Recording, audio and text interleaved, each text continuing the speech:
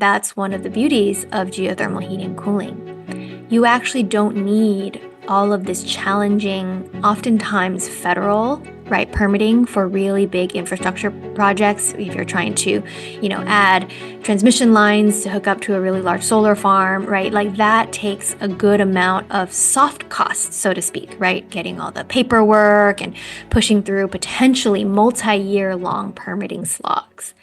In terms of geothermal heating and cooling, there's basically two types of permits you need.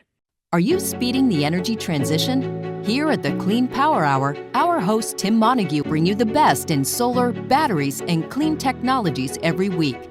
Want to go deeper into decarbonization? We do too. We're here to help you understand and command the commercial, residential, and utility solar, wind, and storage industries. So let's get to it. Together we can speed the energy transition. The Clean Power Hour is brought to you by CPS America, maker of North America's #1 three-phase string inverter, with over 8 gigawatts shipped in the U.S. The CPS product lineup includes string inverters ranging from 25 kW to 350 kW. Their flagship inverter, the CPS 350 kW, is designed to work with solar plants ranging from 2 megawatts to 2 gigawatts. CPS is the world's most bankable inverter brand and is America's #1 choice for solar plants, now offering solutions for commercial, utility, ESS, and balance of system requirements. Go to chintpowersystems.com or call 855-584-7168 to find out more. Today on the Clean Power Hour, unlocking geothermal for any real estate in any location. I'm Tim Montague, your host. Check out all of our content at cleanpowerhour.com.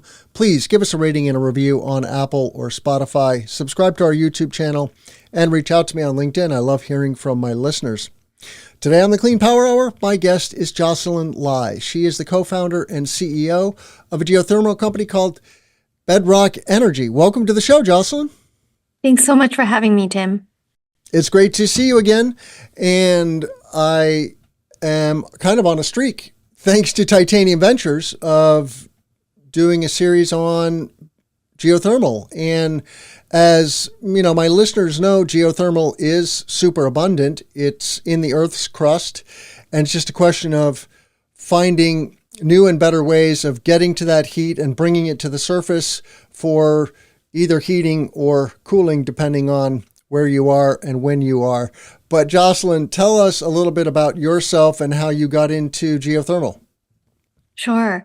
My background has been in startups for many years. So about a decade, I've been doing startup investing, launching, operating, usually in impactful, mission-oriented categories, and very often in sustainability. And about 3 years ago, I met up with Sylvia Levesque, who was then a professor at UT Austin, teaching their very first geothermal course after a long career in oil and gas, and Joel Wiskovsky, a venture partner at Overture. And we together discussed how geothermal heating and cooling had so little innovation in terms of the design and construction to make it just so much cheaper, so much more scalable, even though geothermal heat pumps have been so well validated for decades. And that was just such an aha moment that the technology for getting free energy from the ground for real estate has been long established, but just needs some technology innovation to make it cheaper and more scalable. That really gave us the spark for what is now Bedrock Energy, which is technology development for enabling real estate owners anywhere in the world to affordably tap into that renewable heat from the ground. Yeah. And so explain for our listeners what technologies Bedrock is rolling out, and if there are pieces of the geothermal system that you're not rolling out, whose technology are you leveraging? But give us the basics of what Bedrock does, and then say something about the early adopters to your technology. Sure. So a geothermal system, let me set the stage on that, is a geothermal heat pump, which is basically a water source heat pump that sits inside the building as an HVAC mechanical system. There's nothing particularly new about that. It's very, very well validated.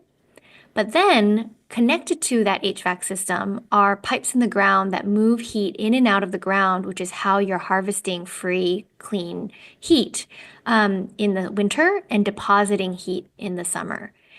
And what we do at Bedrock is we install those pipes in the ground. And we do that with our technology stack that's able to drill over 1,000 feet quickly, confidently, with low risk, and with increasing amounts of automation so that we can reduce the cost and the difficulty of installing those systems underground. So what the customer gets is no different than the geothermal heating and cooling systems that have been deployed for many, many decades. But our technology is what gets that into the ground, drilling, constructing, and completing those systems in a way that is much faster, much cheaper, and more space efficient than has ever been done over the past few decades. And talk about the temperature in the Earth's crust, because I'm familiar with shallow geothermal where you just dig a trench maybe 10 feet deep, and that temperature is, I think, in the 50s degrees Fahrenheit. But as you go deeper, does that temperature change? It does, it does. So the first, I would say 20 feet changes a bit relative to the weather because it's pretty close to the surface. And so if the sun is shining or if it's snowing, that first 10, 20 feet does get impacted. And so it does vary seasonally. However, once you get past that first 20 feet, then the first couple thousand feet are a temperature gradient that does vary based on where you are in the world, but more or less is somewhere between that 50 to 75 degree range. And because of that fairly consistent range, somewhere between 55, 75, maybe up to 80 in that first 1,000 or 2,000 feet, you can use that really effectively for both clean heat for our typical heating and cooling needs in buildings and normal kind of urban use, or you can use it for cooling as well. Yeah. And so there's the new thing that Bedrock is bringing to the market is a faster and cheaper way of drilling those wells. Exactly, exactly. So the heat pumps inside the building are not very different from heat pumps that folks have already been using for a while. However, you're adding to those heat pumps this geothermal heat exchange field, we call it a geofield, that sits in the ground either under your building, under your parking lot, under your green space. And that system is this energy asset that has historically been quite expensive, to the tune of payback periods that might be 15, 20, or 25 years in payback. By bringing the cost down of that geothermal asset, it's kind of like how the cost of solar panels have come down a lot over the past 20 years. Bringing that down means that the capex upfront is much lower and your payback periods can come towards that 5-year threshold that is so important to real estate owners. In doing so, we're making it a really financially profitable choice for real estate owners to go geothermal, have this all-electric HVAC system, have it be really resilient, save a lot of money, get all this free thermal energy from the ground instead of paying for, fossil fuels, paying for gas. You're getting it free right under your property, and then basically making a really strong investment return by choosing the clean HVAC choice. And tell us a little more about the drilling technology then, and I guess overall tech stack. How are you making this more affordable? Yeah, it's a great question, Tim. Drilling is something that obviously we've done for decades in modern society, but the ground varies a lot, and typically, especially if you're using water well drilling rigs, there's a lot of uncertainty about what you'll encounter underground. And this means that if you encounter really high groundwater production or really, really hard rock or voids and caverns underground or gas pockets or other types of subsurface challenges, the cost can get pretty high because you're basically blindly pushing a drill bit and a drill string into the ground. So, to your question about what is our technology, we utilize a drilling rig that has a two-way communication wire that goes down the entire drill string. Might be 1,000, 2,000 feet going underground. And at the very end, we have our proprietary sensor package that pairs with the drill bit. This means that while we're drilling, we're reading the ground as we go. We're seeing what's happening down there. We're computationally analyzing the qualities of the subsurface and doing drilling controls in accordance to what we see. This means that we can drill usually about 3 times faster, but as much as 8 times faster in difficult subsurface conditions. That is really key to being able to go deeper, being able to go faster, reducing the human effort of manually doing the drilling controls, and overall bringing down the cost of installing these geothermal systems so that at the end of the day, the financial return is so much stronger for installing geo. And in the opening, you said that historically geothermal might be a 15 or 20-year payback. Now you're getting the payback period down to what? And is that very geographic? Are you only working in certain geographies? We're bringing the payback period at this time closer to that, I would say 5 to 7 year payback period. And then we are continuing to roll out new technology so that it can really be quite regularly in that 3 to 5 year payback period, which really would make geo a financial just obvious choice for so many financially motivated real estate investors. Yeah. Um, there is some variation in the sense that places that have higher energy consumption for heating and cooling, whether that be very cold climates, the Northeast, the upper Midwest, sometimes the lower Midwest, the mountain region. These are places where you're consuming so much energy for heating and so you save more money by going to geothermal. The other places where the economic payback is stronger is places where there's really high grid constraints. So for electric heating and then of course any electric cooling, they might be paying a lot in demand charges or just really high variable rates when everybody is air conditioning or everybody is electric heating at the same time. In those places, saving on those higher rates, saving on demand charges can also make the payback particularly strong. So let's say I'm a building owner. It's a high-rise apartment building. It has an HVAC system. It's grid connected.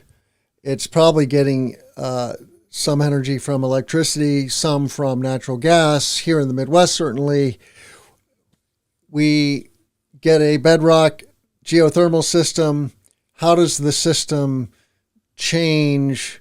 And are you a soup to nuts solution in terms of actually delivering a project, or then do you have to work with partners for the installation? We do work collaboratively with the owners, potentially other partners in a development. So, for example, if you recall, there's an HVAC system inside that would be heat pumps. In geothermal's case, it's a water source heat pumps. So those might be designed by the developer's existing trusted MEP engineering partner, right? The folks who do the HVAC engineering, mechanical, electrical, plumbing. So we would work with that engineering partner. And it's also possible that the developer already has their preferred choice as a general contractor. And so that general contractor is overseeing everything, right? The site preparation, the foundation, the building, the structural.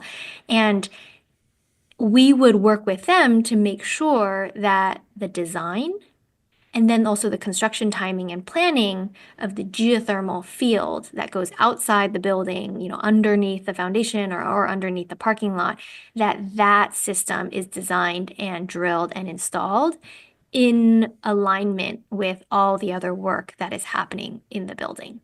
And so we would consider ourselves soup to nuts on that geothermal field, but because it interacts with HVAC, there's definitely a lot of collaboration.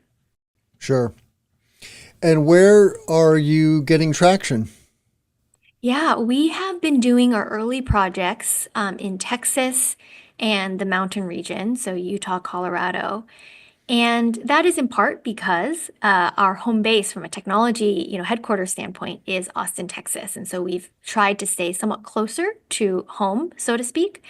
And, with our team just hailing so much from oil and gas, not only on oil and gas technology innovation, but oil and gas, field deployment, we definitely have wanted to do our early demonstrations in our home base. However, we are also seeing an increasing amount of interest in what we're doing in places that have done geothermal a lot in the past few decades, which are states like New York, Massachusetts, and the rest of the Northeast. The reason is that these states have a lot of state level and utility level tailwinds for electrification and decarbonization of heat. And geothermal is so good for enabling the electrification of heat and the reduction of power demand that those states have a lot of existing knowledge and interest in geothermal. They see how Bedrock's technology makes the geothermal take less time, less space, less cost. And so we've been having an increasing number of conversations on how our technology can support geo installations in that region. The Clean Power Hour is brought to you by CPS America, maker of North America's number one three-phase string inverter, with over 8 gigawatts shipped in the U.S. The CPS product lineup includes string inverters ranging from 25 kW to 350 kW.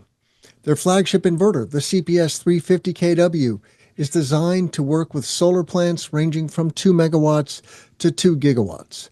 CPS is the world's most bankable inverter brand and is America's number one choice for solar plants, now offering solutions for commercial, utility, ESS, and balance of system requirements. Go to chintpowersystems.com or call 855 584 7168 to find out more. Very cool. In the pre-show, you were referencing a report from Oak Ridge National Laboratory, kind of about the state of geothermal and the potential. What is your high level analysis, both from your experience and based on reports like this, of what is the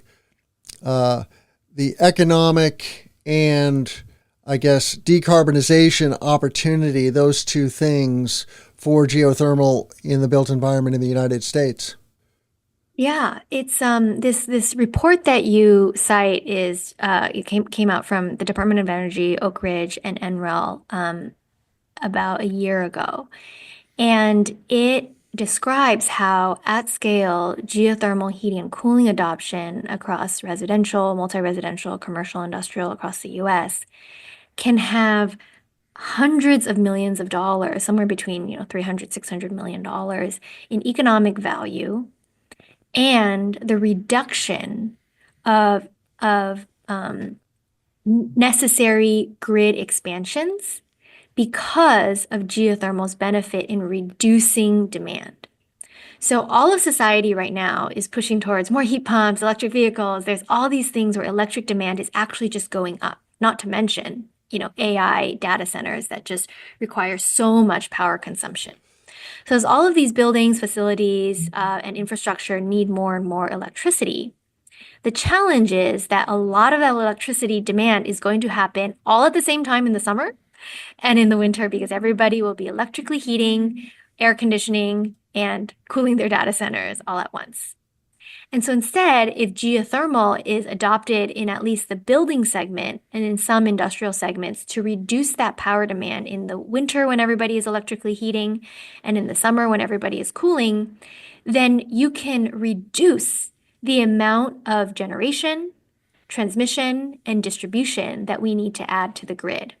And that can be in the tune of hundreds of gigawatts and in fact, many terawatt miles of transmission and distribution that we would otherwise be spending billions of dollars on as a country. And because all of that grid expansion requires a lot of permitting reform and a lot of changes at these like big federal levels, geothermal heating and cooling is considered a much lower barrier way to go out and reduce demand and reduce the need for all this infrastructure build out. In the solar industry, we often gripe about how expensive it is to get our projects permitted and interconnected to the grid operator. Is this a problem in the geothermal industry? No, it's a great question. And that's one of the beauties of geothermal heating and cooling. You actually don't need all of this challenging, oftentimes federal, right, permitting for really big infrastructure projects. If you're trying to, add transmission lines to hook up to a really large solar farm, right? Like that takes a good amount of soft costs, so to speak, right? Getting all the paperwork and pushing through potentially multi-year long permitting slogs. In terms of geothermal heating and cooling, there's basically two types of permits you need. One is a drilling permit, and usually this is not different than a water well permit. In fact, in many states, it's easier than a water well permit. And that means that it can just be a matter of days and maybe a few weeks to get that permit for drilling this closed loop geothermal heat exchanger that is just so simple, so narrow in its drilling impact, and so safe.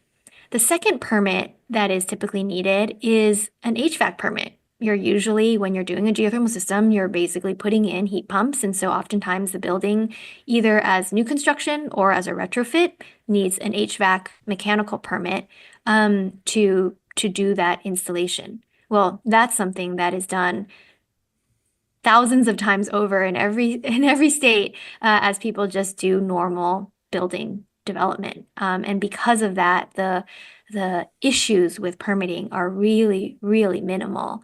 In fact, negligible compared to some of the challenges at the kind of grid scale or in the kind of solar world. And so, how are you attacking the market? Because it seems like it's your technology is applicable to a very wide swath geographically, and we obviously have big buildings in every geography across the U.S. Are you simply targeting traditional HVAC contractors, or what is your go-to-market strategy? Yeah, at Bedrock, we really focus on talking with the real estate asset owner developers that care and know a lot about some of their energy and sustainability challenges. So we don't really go to the contractors as a subcontractor just bidding into projects. Because we are here to really try to make more geothermal happen by telling the end decision maker, the real estate owner, hey, did you know you could make money on this system? Did you know that it doesn't take as much time or cost as maybe historically people have assumed? Being able to have that conversation at the point of the real estate decision maker, sometimes it's the CFO, sometimes for a smaller development shop, it's the CEO, sometimes it's their facilities or engineering director.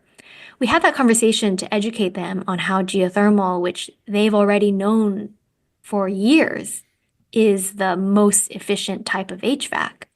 We tell them this extraordinary type of HVAC is now more accessible and affordable to you. Then they usually link us up with their MEP engineering firm. And so that we can have that conversation about upcoming projects in their pipeline that could potentially get geothermal and benefit from all that energy savings and emissions reductions. And what are the ballpark economic benefits from a facility owner's perspective? Sure. A system that might have maybe let's call it really simplistically, $1 million installation cost might be saving as much as $100,000 a year in energy bills, often because you're saving on electricity, obviously on natural gas for heating, and then very often you're saving on the demand charges.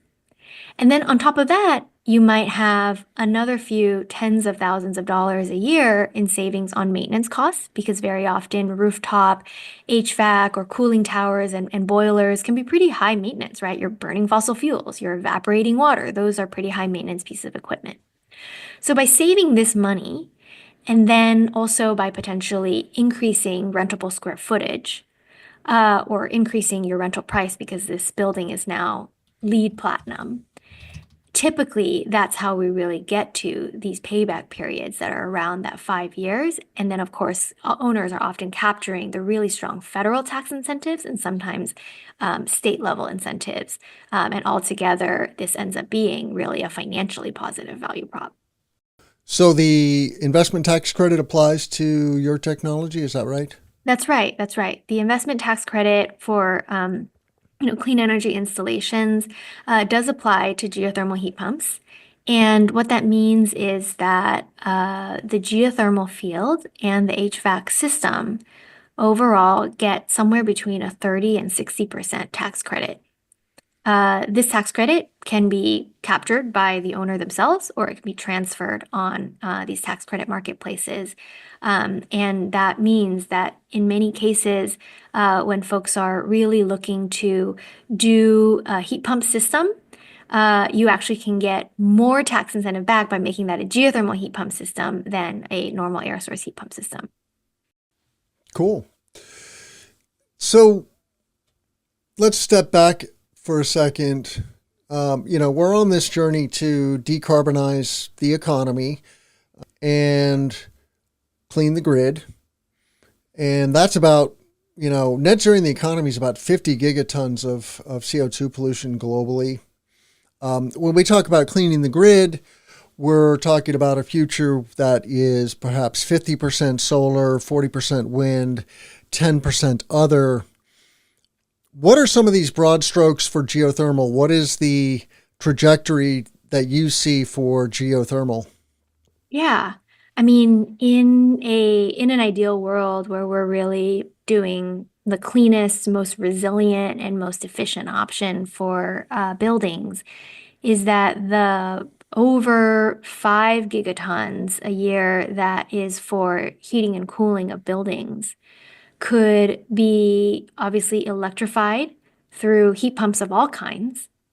And then in places with higher energy loads and colder climates, and more intensive heating and cooling needs, that those places would be where geothermal heat pumps really shine.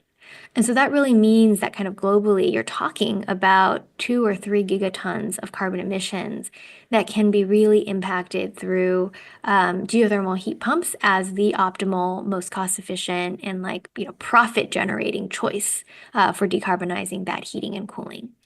So if you think about, let's call it 3 gigatons a year, that can be really directly benefited from geothermal, you're talking about a few things. One is that every single new construction, planned community for single family homes would have a district geothermal grid. Every single multifamily building, which has apartments or condos or townhomes, would have geothermal as the heating and cooling option. And commercial, retail, industrial could also all be geothermal whenever it is new construction. Now, that's the first lowest hanging fruit, and that could probably get you many megatons just because of just high growth areas, especially in the American West and the American South. Separately, the next big thing to tackle is retrofits.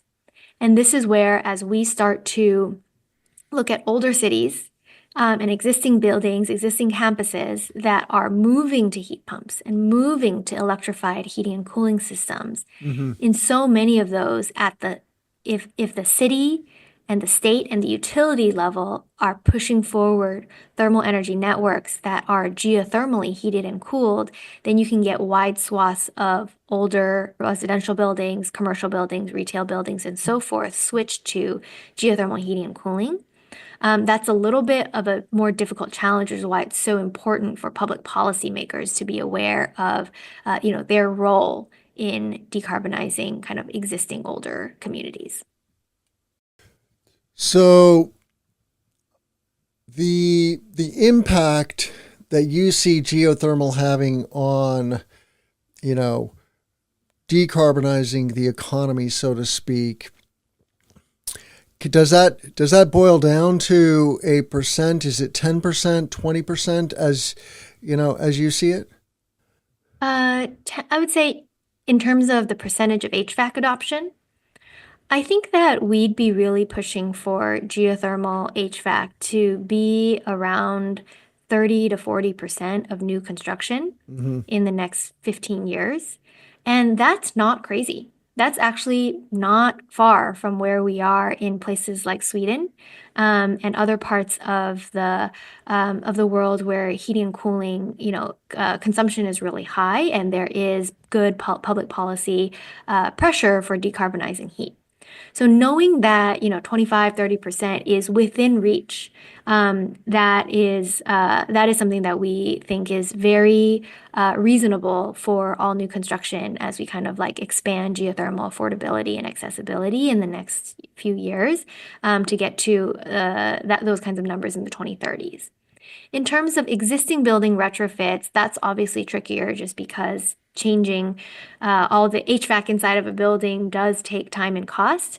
And so, in terms of what kind of percentage adoption we think we can get to, I think 10% is a really good goal, especially as there are more and more incentives and grants and fines even that are starting to push existing buildings to do some kind of retrofit.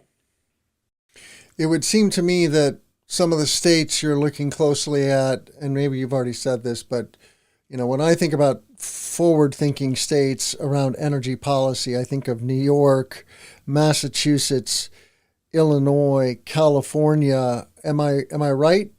Are those some of the shortlist states where you're focusing attention? Absolutely. And then I would also add the mountain region, especially led by Colorado, Okay. which has recently spearheaded a big Western Governors Association, push for geothermal of all kinds, both heating and cooling and power production, to have higher adoption in the region. And, it's a cold climate region, and building new energy infrastructure in mountainous regions is really expensive and takes a lot of time. If you can accelerate those timelines of expanding energy infrastructure by actually building it on the site of your customer, on the site of a community or a commercial building or industrial building, you can avoid a lot of that expensive infrastructure expansion through, big mountainous terrain. So we'd say absolutely New York, Massachusetts, surrounding northeastern states, Illinois, probably Michigan, Minnesota, that upper Midwest, and then Colorado, Utah, and that region as well. Very well. California is definitely very ahead of the curve and kind of pushing, obviously, clean energy policy. It is a slightly lower priority state for geothermal, just because California has, not as cold weather and a lot more temperate zones. Right. Yep. I get it. Well, in our last few minutes, Jocelyn, what else should our listeners know about Bedrock Energy and how they can potentially help you? Sure, we are hiring. And so the first thing that I must say is if you know or you yourself are a great, mid-career mechanical engineer, electrical engineer, or software engineer, we would love to talk to you. And so our website is bedrockenergy.com. Come check out our job postings. And then, of course, if you're in one of those states mentioned, especially in the Northeast or Colorado, Utah, the mountain region, we would love to talk if you are doing work in high performance buildings or in real estate development, because the numbers are really getting there. Geothermal can be just a profitable investment with a less than 5 year payback period, and we'd love to talk more. Great. Well, check out all of our content at cleanpowerhour.com. Please give us a rating and a review on Apple or Spotify. Subscribe to our channel on YouTube. Reach out to me on LinkedIn. I love connecting with my listeners, or you can reach me on cleanpowerhour.com website. And again, Jocelyn, how or what is the best way people can connect with you? Our website has a contact form on bedrockenergy.com. And you can also reach out to us at info@bedrockenergy.com, and we will make sure to engage with your listeners. Wonderful. Well, I'm Tim Montague. Let's grow solar and storage. Take care. The Clean Power Hour is brought to you by CPS America, maker of North America's #1 three-phase string inverter, with over 8 gigawatts shipped in the U.S. The CPS product lineup includes string inverters ranging from 25 kW to 350 kW. Their flagship inverter, the CPS 350 kW, is designed to work with solar plants ranging from 2 megawatts to 2 gigawatts. CPS is the world's most bankable inverter brand and is America's #1 choice for solar plants, now offering solutions for commercial, utility, ESS, and balance of system requirements. Go to chintpowersystems.com or call 855-584-7168 to find out more.